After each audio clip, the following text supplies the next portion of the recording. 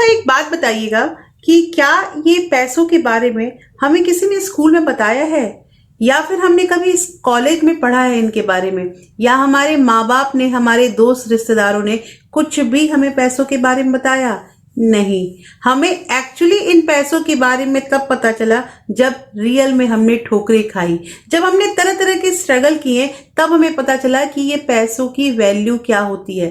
दोस्तों, अजीब बात है, इन्हीं पैसों को कमाने के लिए हम अपने दिन का 12 से 14 घंटा खर्च करते हैं, कमाते हैं, बचाते हैं, लेकिन इन सब की करने के बावजूद अगर हमें पैसों को संभालने नहीं आएगा तो अक्सर हमने अपने वीडियो में पैसों से रिलेटेड बात करी है, और मतलब कि तरह तरह की चीजें जो है वो हम इम्प्लीमेंट करके देख भी रहे हैं कि हम जिंदगी में अच्छा कर रहे हैं। लेकिन पता है, कभी कभी कुछ ऐसे कमेंट आ जाते हैं ना, जिसके बारे में सोच के मुझे अजीबोगरीब फील होता है। अब अभी हाल में ही एक कमेंट आया मेरे पास कि जिंदगी एक ही मिली है, क्यों नहीं हम इसे जी लेते हैं।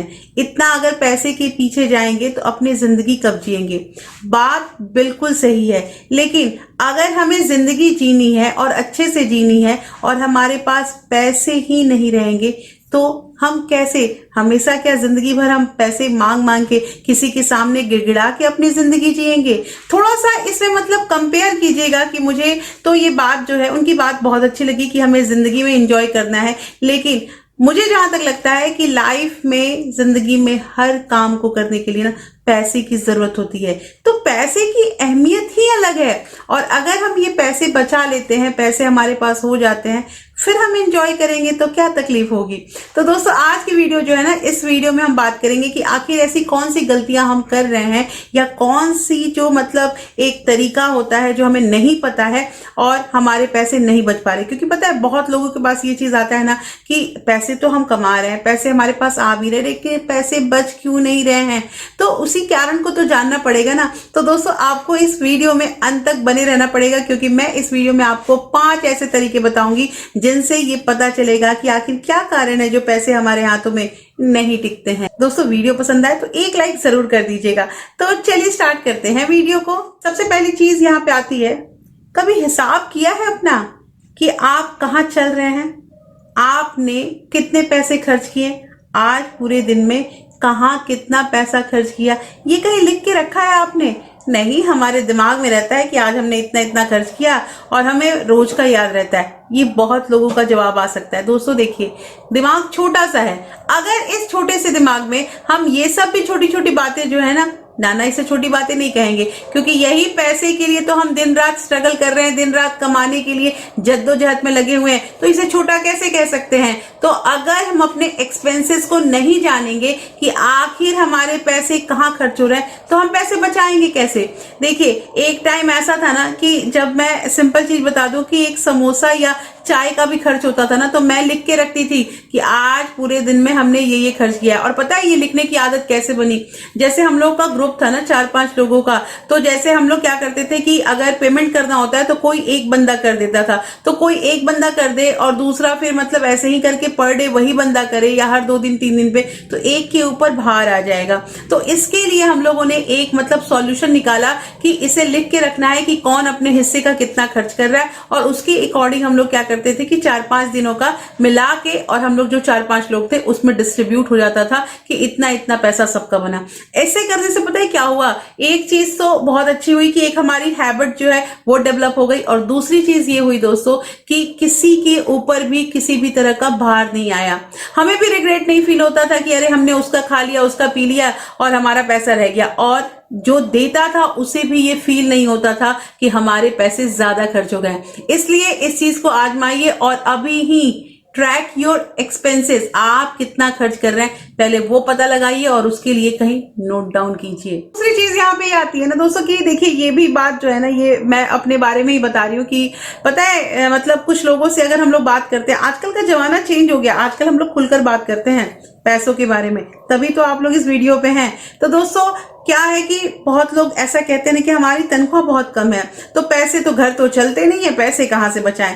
चलो ठीक है, कोई बात नहीं, इनकम बढ़ेगा ना, या इस बार जो इंक्रीमेंट लगेगा ना सैलरी का, तो जो इंक्रीमेंट का हिस्सा है वो हम बचाना शुरू कर देंगे। देखिए, आज नहीं तो कभी नहीं। अगर आप हम ये सोच के रखें ना कि कल से पैसे बचाएंगे, तो ये बात तो हमें पता ही है कि कल कभी आता नहीं है। दोस्तों कहना यहाँ पे ये है कि आपके पास पैसे नहीं है, ठीक है, छोटी सी शुरुआत कीजिए। देखिए छोटे छोटे पैसों को अक्सर मैंने अहमियत देने के लिए कहा है कि अगर छोटे छोटे पैसे हम बचाने लगेंगे ना तो बड़ा पैसा भी आसानी से बच सकता है।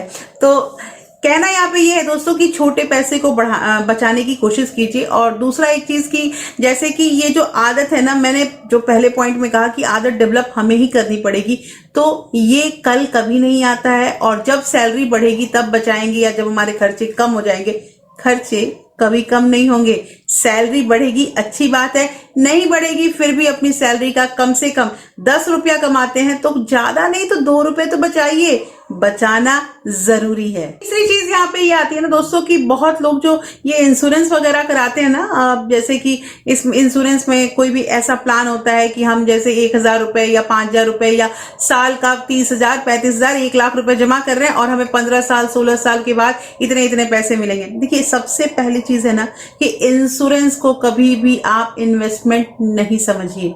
देखिए दोस्तों ये सब अलग चीज है, ये जो प्लान होते हैं, लेकिन जो हम लोगों ने अक्सर अपने वीडियो पे टर्म इंश्योरेंस, हेल्थ इंश्योरेंसेस की बात की है ना, बहुत लोग ऐसा सोचते हैं ना कि ये सब मतलब वेस्टिंग ऑफ मनी है, ये सब जैसे कि हम लोगों में कहा जाता है ना कि गोईठा में घी सुखाने वाला काम है।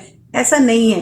देखिए इंश्योरेंस एक्चुअली होता क्या है, इंश्योरेंस अपनी सेफ्टी के लिए हम करते हैं, अपने परिवार के लोगों को किसी भी तरह के हमारे ना रहने पर कोई भी तकलीफ ना हो, इसके लिए इंश्योरेंस करते हैं। तो इंश्योरेंस को अगर हम इन्वेस्टमेंट मानते हैं और सोचते हैं कि हमारा इतना इतना पैसा वहां जमा है, तो वो कहना गलत होगा। क्योंकि ये बात भी सही है कि हम हमारे घर में रोग वोग ना आए, इसके लिए हम लोग तरह तरह का उपाय करते हैं और तरह तरह की चीजें देख के हम लोग चाहते हैं कि कोई भी बीमारी हमारे यहाँ ना आए। लेकिन दोस्तों अगर हम ये इंश्योरेंस कराते हैं ना तो एक सेफ्टी मिलती है हमें। इसे इन्वेस्टमेंट मान के अगर हम सोचे ना कि हमने 50-60 लाख रुपया बचा लिया है या इतने का इंश्योरेंस करा लिया है, 1 करोड़ का, कोई दिक्कत नहीं है, ये सोचना हमारा गलत हो जाएगा। ये एक सेफ्टी है, ना कि इन्वेस्टमेंट। चौथी चीज आती है जो बहुत इंपॉर्टेंट चीज है। दोस्तों आपने कई लोगों को सुना होगा ना कि अरे पैसा, प्रॉपर्टी तो बहुत है, यहाँ प्रॉपर्टी है, वहां मैंने इतना घर रखा है, 2 घर 3 घर है, फिर हमने इतना सोना कर रखा है, हमारे पास ये है वो है, तरह तरह की बातें करते हैं। लेकिन जब देखा जाए ना उन लोगों के पास तो कैश नहीं होते हैं, उनके पास नकदी के रूप में अब या उनके बैंक अकाउंट में पैसे ही नहीं रहते हैं। अगर तुरंत उन्हें पैसे की जरूरत हो ना तो बैंक में देखा जाए उनके अकाउंट में 5,000 रुपए मिलेंगे। म्यूचुअल फंड में बेशक 5 लाख रुपए रखे हैं, लेकिन दोस्तों कहना यहाँ पे ये है कि आपने इमरजेंसी फंड क्यों नहीं बनाया। आपके पास बहुत प्रॉपर्टी, आपने बहुत पैसे बचा लिए हैं, लेकिन सबसे जरूरी चीज आपको एक इमरजेंसी फंड बनाना बहुत जरूरी है। देखिए दोस्तों इमरजेंसी फंड पे मैंने अक्सर अपने वीडियो में बात किया है और तरह तरह के मेरे पास कमेंट भी आए हैं कि दीदी इमरजेंसी फंड कैसे डेवलप करेंगे। तो देखिए आप अपना खर्च जानते हैं ना कि आपके घर का कितना खर्च है, तो आप क्या कीजिए कि धीरे धीरे करके 4-4, 5-5 महीना करके थोड़े थोड़े पैसे जमा कर लीजिए। फॉर एग्जाम्पल मैं आपको बता देती हूँ कि मान लीजिए आपका घर 30,000 में चल रहा है, 30,000 का खर्चा आपके घर में है, वो हर महीने होता है। तो आप क्या कीजिए दोस्तों कि हर महीने 4,000 या 5,000 रुपया अलग रखना स्टार्ट कीजिए। और एक बार मान लीजिए कि 6 महीने में आपके पास पैसे हो जाते हैं, 6 महीना में आपने 30,000 रुपया कर दिया, 1 महीना का आपका पैसा हो गया। इसी तरह से और 6 महीना बचाएंगे तो हमारे पास 2 महीने का पैसा हो जाएगा। कहने का मतलब यह है कि 6 महीने का पैसा आपको इमरजेंसी फंड करके रख देना है। मतलब वो आपके रहेगा बैंक अकाउंट में, लेकिन ऐसे जगह पे रहेगा कि आप उसे जब चाहे तब एक्सेस कर सकते हैं। ये बहुत जरूरी चीज है दोस्तों, और इस चीज की इंपॉर्टेंस हमें तब पता चलेगी ना जब हम ऐसे कोई सर्कमस्टांस में फंस सकते हैं। दोस्तों इमरजेंसी फंड जरूर बनाइए, ये बहुत इंपॉर्टेंट चीज है। लास्ट का जो ये पॉइंट है ये भी एक कमेंट से रिलेटेड है। मेरे पास हाल ही में कल ही के वीडियो पे एक कमेंट आया था कि आप लोगों को गलत सजेशन ना दें, और अगर आप म्यूचुअल फंड या फिर शेयर मार्केट में अगर इन्वेस्ट करने के लिए मना करती हैं तो ये गलत, लोगों को हम गलत मतलब ये सजेशन दे रहे हैं। दोस्तों एक चीज बताऊं मैं आपको कि गलत सजेशन क्या होता है। हमने पहले भी बात करी है और मैंने उनको रिप्लाई भी किया है। शायद वो मेरी बात से अगर अग्री हैं तो फिर अगर आप ये मेरा वीडियो देख रहे हैं तो आप मुझे कमेंट करके जरूर बताइएगा कि क्या मैंने गलत बोला। देखिए, ये सब जो चीजें होती है ना, ये रिस्की होती है।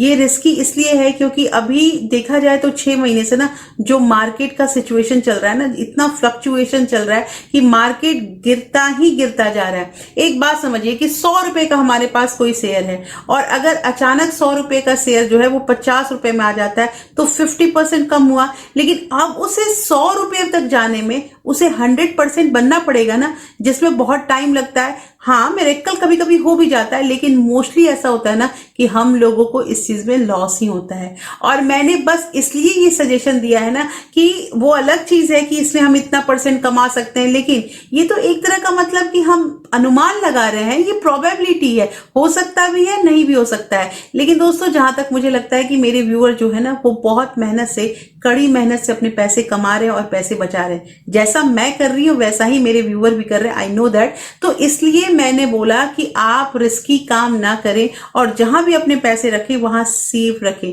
कम से कम अगर आपने 50,000 रुपए रखा है ना किसी सेफ जोन में तो वो बढ़ा नहीं, ये बात अलग है, लेकिन वो 50 का 50 तो रहा। लेकिन इन सब जगहों पे अगर हम उन पैसों को लगाते हैं तो वो 50 का 20, 25 या 30 भी हो सकता है। इसलिए मैंने ये चीज कहा कि इन सबसे अच्छा है कि हम बैंक में अपना पोस्ट ऑफिस में FD/RD कर दें। तो दोस्तों, कैसी लगी आज की वीडियो मुझे जरूर बताइएगा। इस वीडियो मैंने आपको 5 जो पॉइंट बताए हैं ना, प्लीज कमेंट करके मुझे बताइएगा कि आप लोगों को कौन सा पॉइंट बहुत अच्छा लगा। और दोस्तों, फिर मैं मिलती हूँ आपसे ऐसे ही एक इंटरेस्टिंग वीडियो के साथ। तब तक अपना प्यार और सपोर्ट ऐसे ही बरकरार रखिएगा। Thank you, thanks for watching.